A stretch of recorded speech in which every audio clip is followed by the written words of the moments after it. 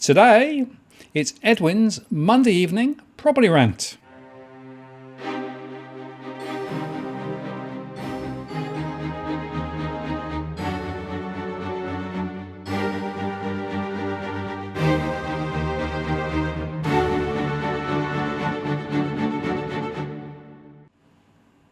Hello again, it's Martin North from Digital Finance Analytics. Welcome to our latest post covering finance and property news with a distinctively Australian flavour. Just before I start, a quick reminder, tomorrow evening we'll be focusing on the Brisbane property market with a local property buyer's agent.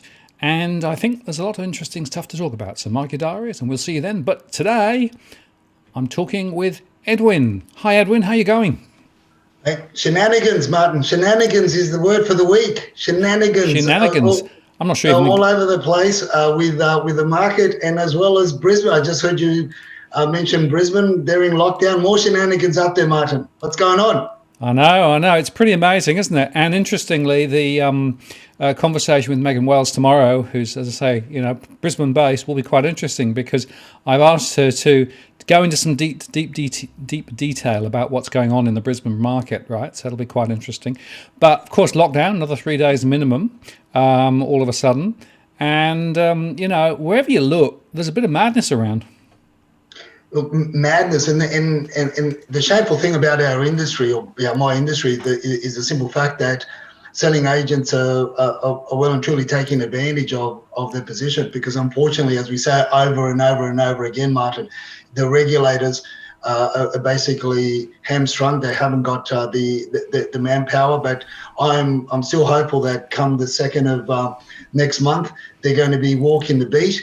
I'm not holding my breath on them attending auctions, live auctions, but there will be auditing first and foremost. One of the sides of the industry that's very dear to my heart, and that is the rental side, Martin. I've been a huge advocate of proper renting regulations, huge advocate of making sure that tenants get the right homes, the right properties that are well looked after, and it's been very difficult being on. At the time when I had a rent roll, when we used to manage a lot of properties, it was hard and to voice that, because obviously you were seen as not being interested in the landlord's properties, but more so I was seen to be more vocal for tenants. But it's really getting them to understand that if you don't have good tenants, well, you're going to come into a lot of strife as well. So let's see what happens, and hopefully they'll also capture more of these underquoting and asking for multiple deposits. Martin, did you like that tweet? Yeah, that's a really interesting move, isn't it? That's right. So what you're going to do, mate, is you're going to make a lot of final offers, right? And you're going to send in your 10% deposits, and amongst those 10% deposits, somebody will get a buy. That's wacky. Well, it is. It's very interesting. And again, I say shenanigans because you don't need a 10% deposit with a 66W in order to get an offer accepted. I mean, if you can come to a heads of agreement, you can even try an exchange of contract with either something that doesn't reflect the 0.25%, so that there's no confusion with cooling off and no cooling off. Go ahead and sign a contract of sale with a 66W once you've checked the property, once you've done your due diligence, and more importantly, once you've got a bank valuation. If your broker was able to get a bank valuation before you throw 10% at a property that it may not even value. But that on the side, let's look at the fundamentals and the legal aspect of it. There's a number of people that replied to the tweet, and just trying to educate the broader audience, Martin. It's a simple fact that it's contract law. You don't just rely on the Property Stock and Business Agents Act. You also have to rely on other legislation. Contract law basically says offer, acceptance and consideration. In this case, you've got an offer, or the agent may have 7 offers, all willing to put 300,000 plus as deposits, the 10% deposits with a 66W, as he's requested them to do. You've got no acceptance, but yet the agent is asking for consideration. I mean, it's just mind-boggling. You don't need the 10%, particularly if you're not flush with cash and you don't have an extra 10% to put on another property whilst the bloody vendor makes up his or her mind. So you've tied up money. It's going to be an absolute nightmare for the agent with regards to trust accounting. I'm not saying the agent's going to do a runner with the property, but hey, weird things have happened, Martin. So, but just the simple fact that they're asking for these multiple deposits, you could have done the transaction with $1,000 as consideration. You could have done it with $10,000 if you want to do it with that much. But you just got to be careful what they ask for and what buyers or that aren't in the know think that is legal. We went in there with just a $10,000 offer, and we signed an agreement that if the offer was going to be accepted, the balance of the 10% would be forthcoming within 24 hours, and and so be it. But unfortunately, I can only imagine that out of the 7 buyers, 4 or 5 would have just gone ahead and made the 10% deposits. And I'll finish with this, Martin, on that point. So you may have been able to ask that when banks were given counter checks or were provided, or you had even a checkbook that you could, and if it was accepted, you basically banked that check. But the only bank that I know thus far, these days, is that CBA are the only ones that are offering counter checks. And I'm not talking about bank checks, because that's even worse. Because once you draw a bank check, you still have to give it to the agent, for the agent to deposit in the bank, has to clear, then the agent has to reverse that transaction to you. Because you can't go back to the bank and say, oh, they didn't accept my offer, can I have my money back? Because it's no longer yours. No, absolutely. Well, I make the point, Edwin, that if people are going to be forced down that route, I think they should look at deposit bonds, right? Because in fact, deposit bonds are a very cheap way of being able to put effective money on the table without putting money on the table. I made a show on it actually the other week. I'll put a link up because it's quite interesting. Not absolutely right for everybody, but in some cases it's quite a good way around the problem, because as you say, the last thing you want to do is to get a bank check for 10% and then effectively have to unwind it all, because that's very complicated to do. Yeah, but can you also imagine look at this scenario? You've got 7 people in this current climate, or even getting deposit bonds. Now that deposit bond would still cost them $1,500. So that's an added expense that 6 out of the 7 are going to be as they say, pissing in the wind, because it's just going to blow away. They're going to lose it. So these transactions could be simplified by as I said, selling agents understanding the law, the legislation a little bit better, and also more so the buyers getting better guidance. But for what it's worth, that's what it is, and you don't have to provide the full 10% unless your offer is accepted. But you do, put a sizable amount so that you are seen to be a real buyer and a genuine buyer. But having a signed contract with a 66W, is by far more than enough. And the consideration only needs to be $1,000 to make it legally binding. But it's just shenanigans, Martin. It's absolute shenanigans that unfortunately the industry is getting away with, and it needs to be borderline. Well, just think about that for one last second, and that is basically the agent will then have 6, 7, 8 contracts all signed, right? Only one of those can ever go through, so the whole thing is just crazy.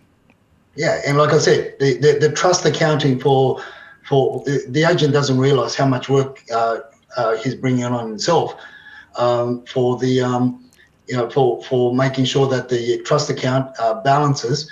And everything's because he has to now get letters for those deposits to be released, all sorts of things. But then again, Martin, when you calculate 1.7%, the average commission on properties, or even 1.5% commission on $3-4 million, it's a lot of money. So if the agents want to do the work, so be it. But you don't need to make the buyers on the other side waste money on getting deposit bonds, doing all these things, and play it right. The interesting thing was with this particular one, Martin, that really got under my collar was the fact that the auction was meant to happen on the Saturday, and they brought all this thing about, on the Thursday, or Wednesday night, Thursday, crazy stuff. Go to if you're the agent, go all the way to the auction and make it all transparent and avoid all the people running around like headless chooks and to get paperwork and get things done. It was just unbelievable. Yeah, I agree, absolutely. Well, let me tell you something else which was unbelievable, because we had APRA today in front of the House Economics Committee, right, giving them some evidence.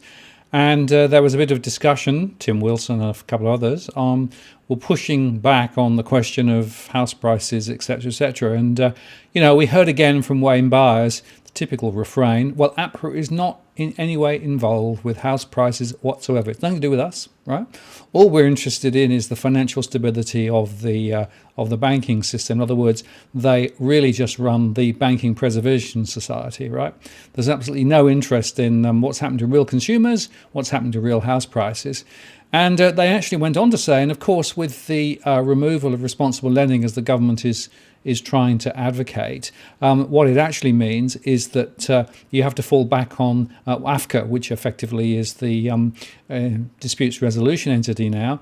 But of course, AFCA has nothing like the powers that ASIC has with regard to dealing with poor practice. And so basically, if the responsible lending does come through and is basically then withdrawn, that's what the bill is trying to do. The government is pushing it still at the moment. What it basically means is that consumers are left without a safety net. And meanwhile, APRA is saying, well, home prices, nothing to do with me, just carry on. Yeah, carry on. It's not our job, not our responsibility. It's a hot potato that the government needs to juggle, and so be it. But it's just a huge letdown, and I feel for those trying to enter the market, let alone the people that are trying to sell in order to downsize, because they've still got to buy. I mean, the retirement homes aren't getting cheaper. They're just as hot as anything else. And so even your dog agrees, Martin. Even my dog agrees. Yes, they've decided to have a game. I might have to move them in a second. There you go. See, it's a hot potato for the government, and it's musical chairs for the buyers or the people wanting to get in.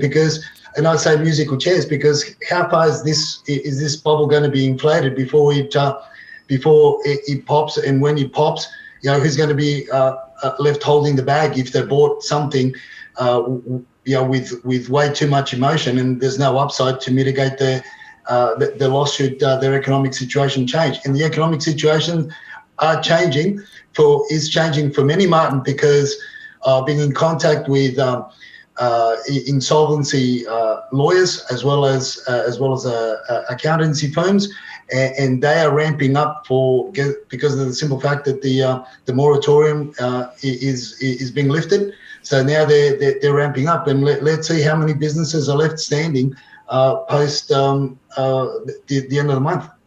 Well, yes, I mean, it is a bit of a crisis point. We had JobKeeper, of course, removed now. It's gone. So there's nearly 1 million people who basically are without a safety net there. Of course, JobSeeker was ratcheted down, a small improvement from where it was before the COVID, but hardly anything. Then you've got the interest and principal repayment holidays coming to an end. You've also got the rental situation changing. So now people can effectively get asked to leave their rental property, particularly if they haven't actually kept up with the rent. And I also find in my surveys, Edwin, that whether you see this, that quite a few people who've been renting but actually haven't been paying their rent have been assuming that their debt is extinguished. So and basically, it's not. No, exactly right. So you don't sort of pick up having missed payments for 9 months or a year and basically just start paying again. You've still got that debt over the last year to deal with, and people haven't twigged onto that yet.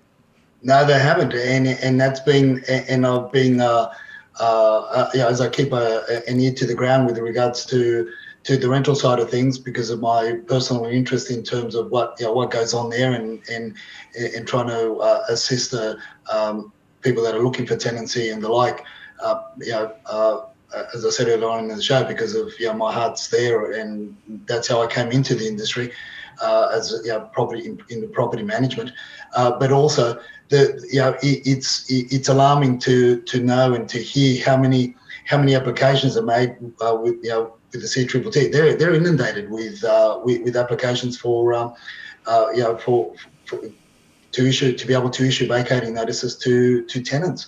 And the question there then becomes is, are those places going to be re-let, or are they going to be put on the market for sale? And either way, whether they're going to be re-let or put on the market for sale, there's still got to do some groundwork or some rectification work in order to comply with the new legislation if they're going to be re-let. And if they're going to be sold, obviously they want to do them up a bit in order to achieve the highest price. So it's a wait and see. You and Tarek have discussed over and over again the simple fact that the government has not allowed this dust to settle with the economic side of things, particularly with jobs and who's going to be employed, who's not going to be employed. But one thing for sure, Martin, and I tell you what, my anecdotal evidence and Chinese whispers and WeChat chatters out there, from what I get on the ground, and that is that a lot of agents are going hungry, regardless of what the market does. At the end of the day, selling agents get paid on sales, on transactions, on listings, and listings are almost 32 to 35% lower for homes same time this year and this time last year. We were in lockdown. And the economy is supposed to be booming, and we're with 30% lower listings, home listings than last year. Go figure. Well, that means that obviously the transactions are way down. And it's interesting because some of my surveys have been looking at the real estate sector, and quite a few of them were actually on JobKeeper. But of course, that's not now gone. So that's disappeared for them as well. The transaction volumes are really low. And my sense is that things are going to continue quite slowly. So whilst all of the spruiking is about how much momentum there is in the property market, I think that's really being overstated at the moment. And, the total transaction throughput means that many real estate agents are up against it. That's one of the reasons why we're seeing some really bad behaviour, I think, because there is an air of desperation that I've not seen before. And I think now the other factor that we need to think about, Edwin, in this context is there are a number of people with investment properties that are underperforming, and they're beginning to think whether they should bring it to the market. And then they had a really nasty shock because they've got huge capital gains because the values have gone up from when they bought 20 years ago. People haven't realised that actually there's a whole nother side of exiting an investment property rather than just saying, well, flog it and take the profit. Well, that's right, and as you said, it brings out more shenanigans from the industry because of the low listing numbers. And on that side of the fence, one of the things that have resurfaced again is the old incentive agency agreements, where they say up to let's say 2 million. I will charge you 1.5% commission, and for every dollar thereafter, we'll get a bonus fee of 10 cents or 15 cents, even 20 cents in the dollar. And the poor bastards that give them the listings, they don't know any better. They don't know that the market's moved up anyway, because the agent's given them a lowball guide, and so they're getting excited because they thought the properties was only worth 1.7, 1.8. And so they figured, well, I'm getting an extra 200,000, and then after that, I'm happy to share the bonus. But again, shenanigans on that side, and some agents are walking away with more from the bonus side of things because of where we are currently placed with the transactions or the values that people are prepared to pay on the day of the auction, or the sales values. But retrospectively, they were underquoted anyway. They were underguided anyway. So they're walking away with more from the bonuses than they are from the commission. That's one side of that coin. The other side of the coin is, as you said, Martin, these properties that were bought 20, 30 years ago have been underperforming. And as I mentioned to you before the show, anecdotally, and I'll give you some figures which I thought are absolutely mind-boggling. There's a family that have got a property portfolio of $5 million in relatively prime real estate around Sydney. Unfortunately, most of it's apartments that they've held for 20, 30, an inheritance. One of them's an inheritance that they've held for 40 years. But overall, they're only getting $48,000 a year in return after you pay the strata levies, after you pay the levies, the agents' fees, and sinking fund and all that sort of stuff, and rectification work to these complexes. So they're only getting 48,000. So they're looking at selling, but as you said, because they inherited two, and they've also bought the others 20, 30 years ago, the capital gains tax is going to go through. So they're stuck between a rock and a hard place. There's another home that got sold for 4.3, but the most that it'll rent for in that area is $1,200 a week. It just doesn't make any sense. So you're better off renting once again than what you are buying, and just waiting to see what the market and how it changes. Because until we get more numbers on market, you can expect this heat to continue and more shenanigans to be played out. Well, you're absolutely right there. And one of the things I've come across again and again is that a lot of property investors have never done the math on what their cash flows actually are. So they're banking on massive capital gains, in other words, future capital growth. And so they don't worry too much about the rental streams, right? And more than 60% of property investors, according to my surveys, are actually underwater from a cash flow perspective. In other words, they're not earning enough in net terms, that's including paying the mortgage and the other things that they need to do, based on the rental streams that are coming in. And of course, the other factor that people forget is that the rental streams and the gross yields are quoted on assuming a complete let of the full year. And in fact, there's a lot of vacancies around, particularly in Sydney and Melbourne, particularly in high-rise apartments. So the whole equation of property investing, you've got to ask yourself quite seriously whether, in fact, the numbers are anything like right. And yet, I see again and again people quoting gross yields, which is just the total expected rental return if there's somebody there the whole year, against the price of the property, which has nothing to do with reality. No, and that's providing and hoping that that there's nothing wrong with the buildings, as I said, particularly if they're bought into high density. Notwithstanding, paying silly money for a lot of these houses I'm starting to see a number of investors coming back on the scene, and as I go to and attend the open homes, there's quite a few coming on, and they're looking back. But again, when I look at the properties, when you're looking at the properties from a rental perspective, there's a lot of work to be done in order to get them compliant under the new regulations that are out there. And you've spoken with George about that, yep. And they're going to be very, very stringent.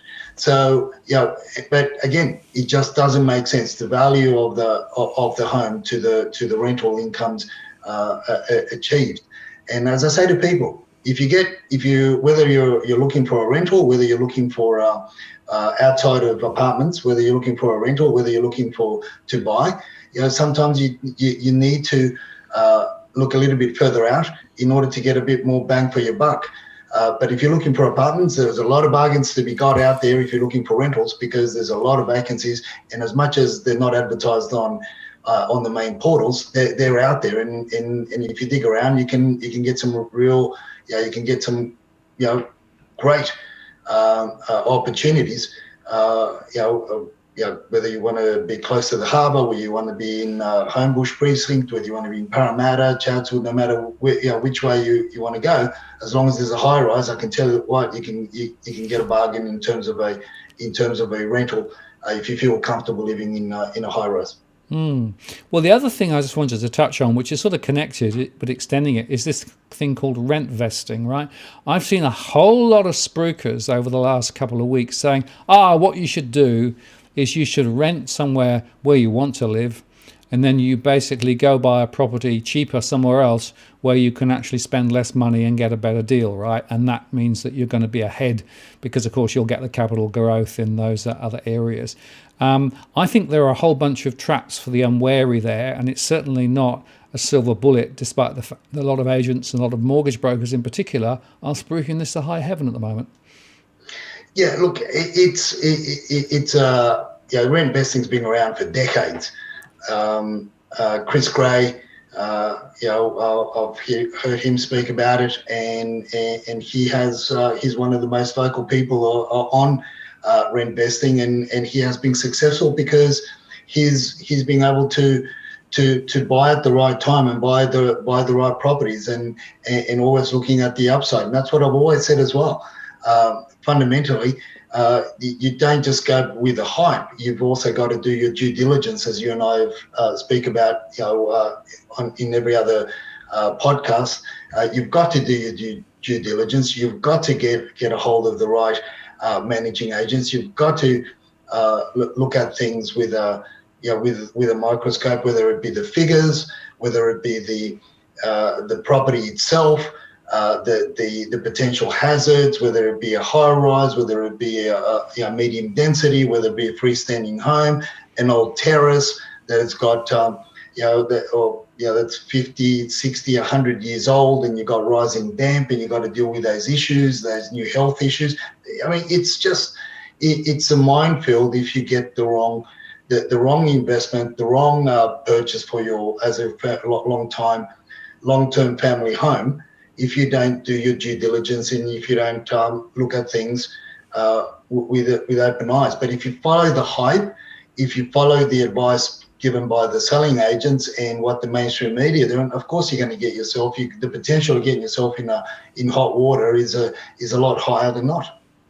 Yeah, and it's just worth reflecting on this as well, that of course valuers are still being quite conservative, aren't they, in terms of the valuations that they are actually putting out, particularly for bank mortgage valuation purposes. So whilst the spooky noises are property prices, going high, 2% or whatever it was over the last month, valuers are actually still much more conservative. I spoke to 4 agents today, Martin, and 3 of them have told me exactly that. You've got they've had issues, although properties have sold. In one case in Auburn, sold for $300,000 above the guide. His words were to the effect. Peter's words were to the effect. I'd be surprised if he values, but there's a bit of comfort there because he said, I know the buyer has got some spare cash to throw at it. That's what you're getting. So unless you've got spare cash under the mattress, forget it about purchasing with a 66W or under auction conditions. You better ask for the cooling off.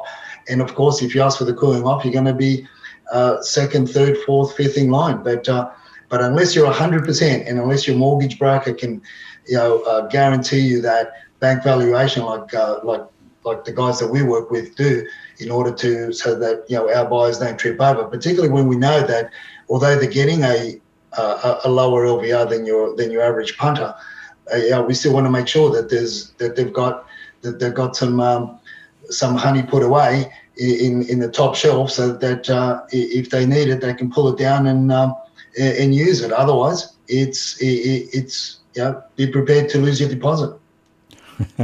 Well, that's right. It's very easy to to step in, but sometimes to step back is more complicated. And interestingly, again, I've had input from a couple of valuers that I've been speaking to who are saying it's actually getting tougher than ever before because people are still pushing for those, property prices have gone up, so why can't you give me a high valuation, right? And they don't understand, of course, that the lens through which you look at it from a valuation perspective, particularly mortgage valuation, is not the same as some sort of, quasi-market valuation. So, just looking at what the latest indices might be saying, that doesn't tell you what the mortgage valuation is, not least, of course, because they have to take account of things like what's called for sale value as well as market value, right? And the other thing that's just interesting is that the loan to value ratios on average are rising at the moment. So there's quite a few people getting bigger mortgages relative to the value of the property. So they're getting close to that headline, point where the cost of the mortgage gets higher and the risks go up. And once again, as you edge up towards that, the valuer tends to be a little bit more conservative. They do, and this is what people have got to understand.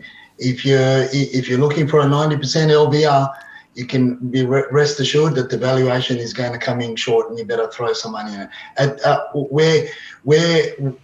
We're being cautious at 20% deposits or 80% LVR, in providing that, in making allowances for the 4.75% stamp duty or thereabouts, to have as cash, it's getting harder and harder as these, and then when you've got a factor in there, not only 5 or 10% for emotion, you've got to factor in there as well, as you said, Martin, is what the banks tell them to do. It becomes very, very tricky. So unless they're super confident themselves, they're not going to put their professional indemnity insurance on the line for $260, because that's all they get from the banks to do the valuation. So you can whistle Dixie, and that's why I say you got to approach these things with a lot of caution, and you've got to get all your ducks in a row. And the unfortunate thing here, Martin, is that banks will not do an official valuation unless there is a contract for sale, which is bullshit, which is absolute BS. Again, I'm allowed to say bullshit because you say bullshit. And the thing is that it's hard. But so unless you've got contacts in the mortgage broking industry to be able to get a formal valuation, without a formal contract of sale, but it's something you can lean on and you can stand on. If your budget is tight, I don't recommend you go ahead, because sit back and wait for the next one. It's just too much to throw around at the moment, because there's just so much instability because of the low listing numbers. And if you've waited this long, what's another 2, 3, 4 weeks? Just wait. Let's wait and see what happens with the businesses and the job keepers and everything else. It's particularly for the people that we've serviced a lot lately is the owner occupiers as opposed to investors. So it's 9 out of 10 owner occupiers thus far. We've only got, I think, 1 or 2 investors on our books at the moment, but it's the owner occupiers, and they've got to be so careful. Losing 10%, even 5%, even if you were able to negotiate a 5% deposit, it's still a lot of money when you're talking $1.5, $2 million, which is where we're getting to at the moment in most of the transactions. I mean, I know there's a lot below the million, around the 750, 800, but even 80,000 is a lot of money. Well, I agree with that. And the other thing I'd want to just highlight on this, I keep coming back to this, but again, I was speaking to somebody this week who got caught out with a conditional offer of a mortgage from the bank, right? A conditional offer is not the same as a firm offer. It's subject to X, Y, Z, and W. And in this particular case, when they actually sort of went back to the bank and said, right, that mortgage that you said we could have at this, at this amount of LVR, the bank said, oh, that was then, this is now, and we can't give you as much now. And so they were left with, a terrible decision of, well, do they put more of their own money in to try and actually make the sale, or do they make the purchase, I should say, or do they effectively just step back and give up on it? I have to just underscore again, Edwin, that a conditional mortgage offer is not the same as a confirmed mortgage offer, and it's not the same as a drawn down mortgage. And I don't know how many times I say that, but again, so often I find that people just get caught with it. Yeah, and people don't realise that banks can call the loan at any time. So, I know they won't do it, but if they can do that, an unconditional offer, it's just simply that. It's unconditional, or even if it's a conditional offer, that could change the mind up until the 11th hour, and the 11th hour could be the day of settlement. So it is really a minefield that that people have to navigate through, one way or another. So unless you've got all your ducks in a row, tread lightly, tread with caution. But what really gets under my collar, as I said, Martin, is the industry, from the selling side, trying to take advantage of these poor bastards that are just trying to get into the market to simply just buy the first home, just to secure that bit of space, bit of land for the family in order to nestle down and prepare for any future health pandemics and every other economic factor that may come our way. And on that note, there's a lot happening on WeChat Chatter, Martin. Yeah, well, let's talk about ghosts, and let's talk about people exiting China as fast as possible. Ghosts. Oh, my new favorite word. Ghost migrants, Martin. Ghost migrants. Some of your viewers will know what a ghost migrant is, but I created an acronym for ghost migrants, and my acronym is government hang easy on overstaying tourists. So effectively, a ghost migrant is the ones that overstay their visa. Unlawful non-citizens is the politically correct term. I'm not allowed to say anything else other than unlawful non-citizens now. So I'm not going to mention the word of illegal migrants. Whoops, I said it.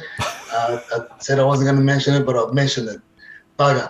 So So what we've got is, obviously, with the WeChat Chatter and what I'm getting from my Chinese whispers, that Dusty and Evan are getting, is there's a lot happening in China, and with the property arena that we've got with all these vacant apartments, it's almost becoming a recipe for disaster for the population, but a recipe for a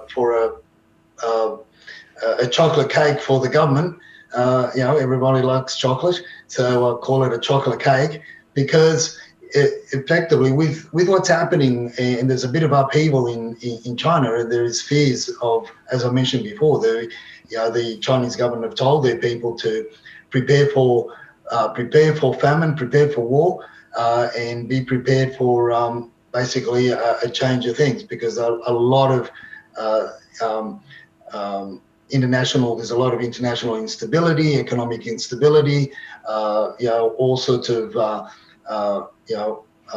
wars going on in terms of the economic wars and sanctions and this and that. So there's a lot going on, and the middle class in China are becoming to be very fearful of the fact that China is moving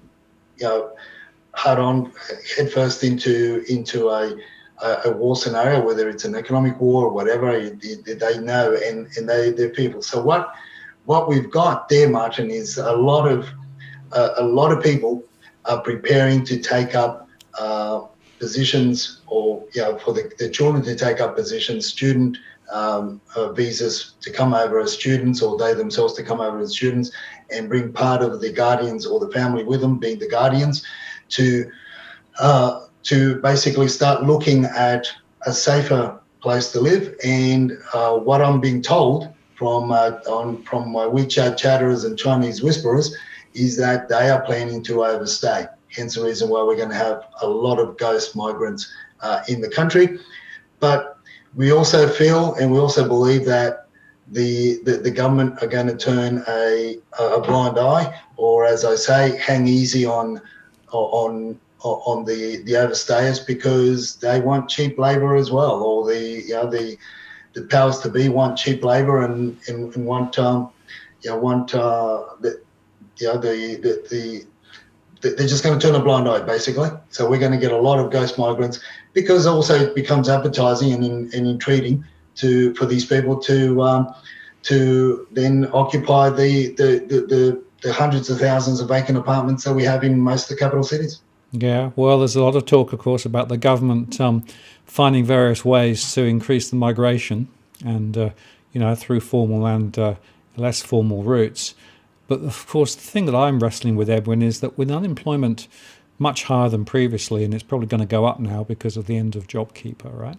How can the government defend reopening the migration taps, as it were, when local wages are just grinding sideways and unemployment remains high? I mean, I find that really, I can't calculate that. I find that doesn't compute. Surely we should be trying to deal with the local employment situation rather than simply opening the borders and trying to get more people to come in through various back doors and side doors. And by the way, I understand that since sort of about September last year, the high net worth brigade were able to buy their way back into Australia and migrate in any case. Well, look, it's a number of factors that are going to impact our property buyers, or our people, our citizens that are looking at getting into the property arena. As I said, you've got the people that are looking for PR, permanent residency through the easiest channel and the easiest pathway, which is the medical profession, and we're going to get a lot of them, and it's going to be good in one way, not so good in another way, but we do need medical professionals, unfortunately. Unfortunately, they're willing to come because they see Australia as a safe haven, and they're going to bring the families over, and it's the easiest pathway into obtaining PR. What a lot of our viewers don't know, Martin, is in before the end of 2019, the regulations changed with regards to who is a medical professional. So the category for medical professions got expanded from your typical doctor or specialist or specialised nurse, theatre nurse, to a broader category, which is your acupuncturist, your chiropractor, your witch doctor, your herbalist, and your bone cracking doctor, and your toe doctor, and your hair doctor, whatever you want, all the ancillary services around health and spiritual well-being. That got broadened, and all you have to show for those categories is that you have practiced as a witch doctor or otherwise in that field for 2 years. That's all you have to show, and then that umbrella of that category captures you. So that's one of the groups of people that are coming over, and that's going to be easy for them to enter, right? And look, you could rightfully say we do need doctors and we do need nurses in the regional areas. That's a given, because a lot of our doctors and a lot of our nurses left to go and work in other parts of the world where, quite frankly, they got paid a lot better. The other side of that coin also is the other group of people are the people that are going to come in as tourists. That's a scarier part, because they are planning on overstaying, but the government aren't necessarily going to put measures in place to capture, or to chase down the overstayers. This is what I say: the ghosts. They're going to go. They're going to hang easy on these migrants that have overstayed. On these unlawful non-citizens that have overstayed and are going to be obviously overstaying for the reason, and that is to work, obtain jobs at $8 an hour, because, quite frankly, there is no work there where they're coming from. There is no work. They're struggling, and if they can make $8 an hour here, and albeit 4 of those 8 goes to pay for the to get the for the visas, for all the things that are doctored up over in China, and then $2 of that $8 goes back home to feed the families, or to build their little nest egg, and the other $2 to support them here. They're going to do it, and that's the unfortunate thing. And the government is going to hang easy on these people.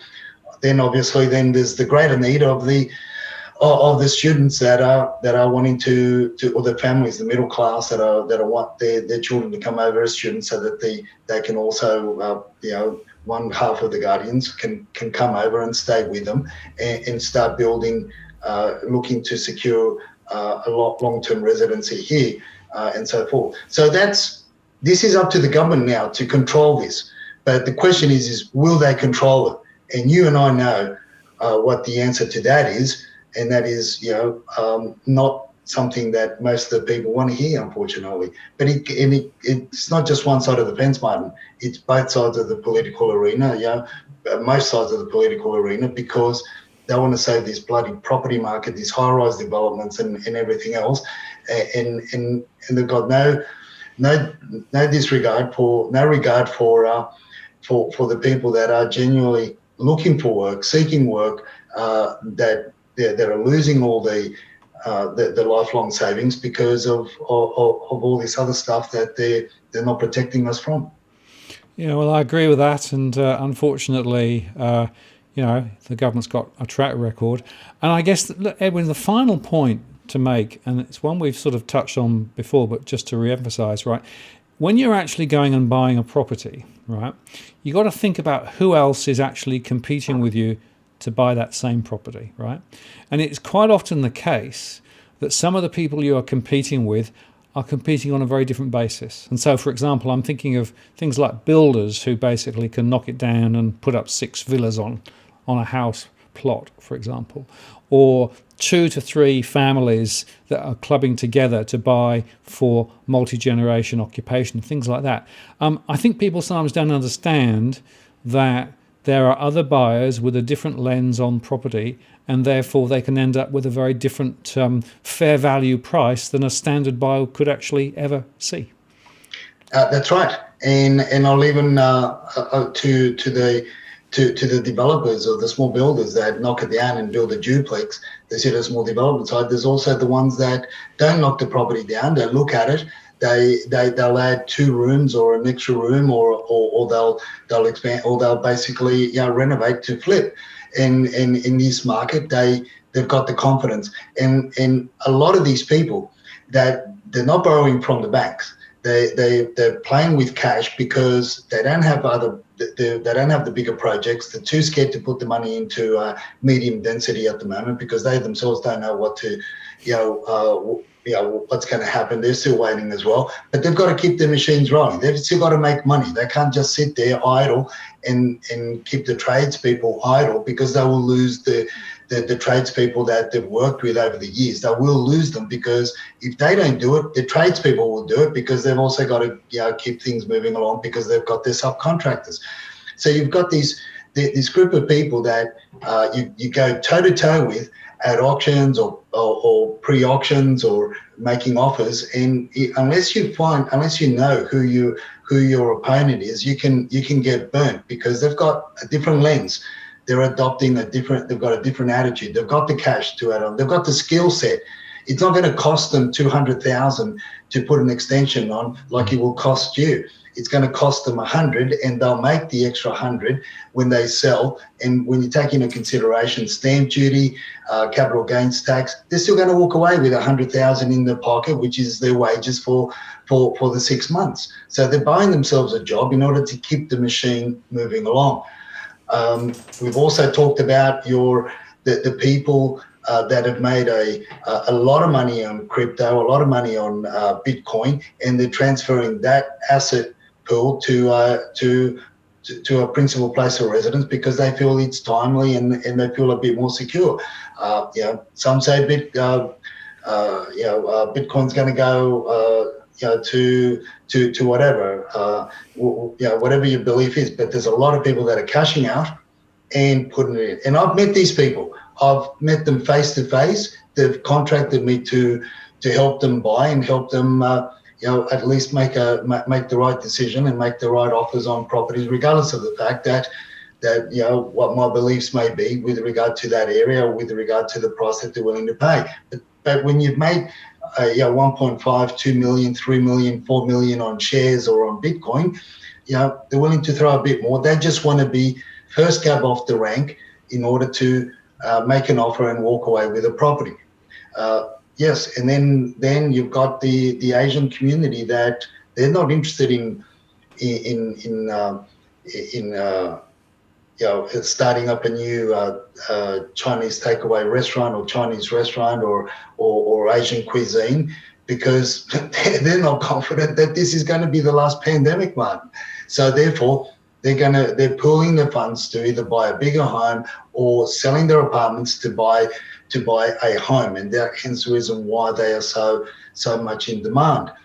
Now, what I'm seeing and what I have seen of late, particularly in the last week, is a lot of chatter in just not only my associates' open house, what they're telling me, but also what I'm hearing and what I'm seeing myself, and that is people venturing further out to go back into investment properties, and they're specifically looking at homes because they know where they're going to get good rental incomes and they're going to get good long-lasting tenants, and because they're also walking away from apartments. There's also that sort of things that's still got to play out, and that's putting pressure on buyers. And these people aren't overseas investors or anything like that. They're local investors that, again, they're taking the one asset pool and they're just transferring it to another asset pool that they feel more secure with, and that is the nature of the people that would otherwise set up businesses. They're just not interested in businesses because there's no guarantee. Look at what's happening in Queensland.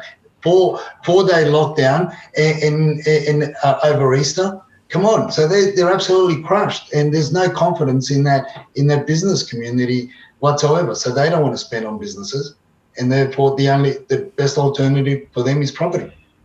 Yeah, absolutely. Yeah. Well, I think the message from that particular part of the rant is that sometimes the best thing to do is to walk away, right? Because if you are actually competing on an equal playing field, you're either going to end up paying way over the odds, and as you say, you always make more money by buying at the right price point rather than actually hoping to somehow magically create more value if you buy over the top. You've always got to carry that burden. So sometimes walking away is good.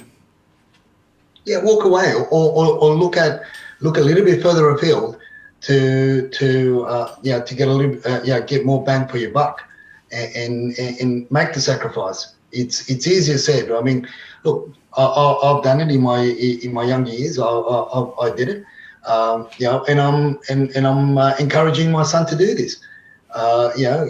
He wants to live next door to his mother and buy near his mother because he can't get away from grandma's or ma's cooking and all the other perks that come with from that side of the family.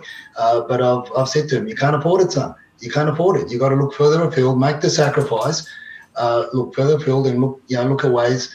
And things are changing. Things are changing rapidly. Look at that before certain markets in Sydney go red hot. When and if and when the government opens up the borders, because then you won't be able to come near the homes. And I'm specifically talking about homes, Martin.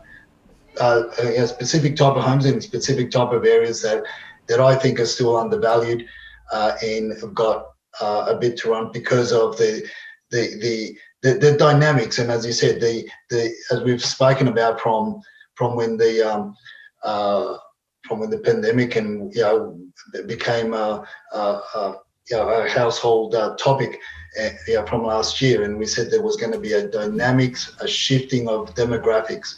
So that's what I'm talking about, and most definitely, buy with an upside, because if there isn't turbulence, economic turbulence later on, or God forbid something should happen to one of the parties that bought. And you have to put it on the market. You have to know that not only are you going to get your money back, but also the interest paid, the extra work, the extra money that you spend to do it up to how you like it, as well as in many cases the stamp duty as well. So it's not just I spend $1 million, therefore if I get $1 million I'll be happy. No, because there's a lot of added costs that by the time you do have to sell, you have to recover as well. And that's why I say always buy with that upside. Absolutely. That calculus is absolutely essential, Edwin. And again, many people that I speak with have never done it, And then when you sit down with them and help them to go through it, there's a sharp intake of breath followed by a, I wish I'd thought of that sooner. Yeah, and obviously then be careful what you what you believe, what you sign, what the agent coerces you to sign for, whether it be the extra deposit, whether it be some BS building and pest report that they've provided. It all plays a big part. And look, it's just a cycle. But I'm not holding my breath, Martin, but I just hope to God that the government really take a deep breath, really think about and consider the well-being of the Australian people before they go out and stupidly opening up the international borders, and just because it's just going to be mayhem. And I'll have no other choice but to wear full armour when I go to auction on behalf of clients, Martin, because it is going to be a knife fight out there. I shall look forward to the photographs, Edwin. Thank you very much for your time tonight. Now, of course, it's Easter Monday this time next week. So you up for another show then? Look, I'm sure the Easter Bunny will probably come along and appear on the show, Martin. You might have 3 Easter Bunnies. It'll be a surprise. I'll look forward to it. I'll look forward to seeing you next week. And as always, Edwin, appreciate your time tonight. Thank you very much. Always, Martin. It's a pleasure. See ya. Take care.